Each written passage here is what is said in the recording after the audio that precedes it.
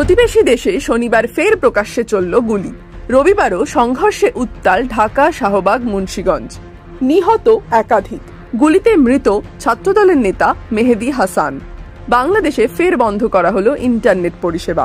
200 ছাত্রের মৃত্যুর প্রতিবাদে মুখরিত ঢাকা।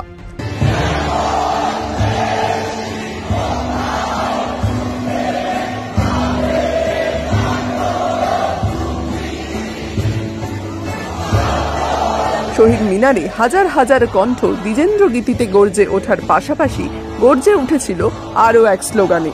সেই স্লোগান হলো, প্রধানমন্ত্রী শেখ হাসিনার পদত্যাগ চাই।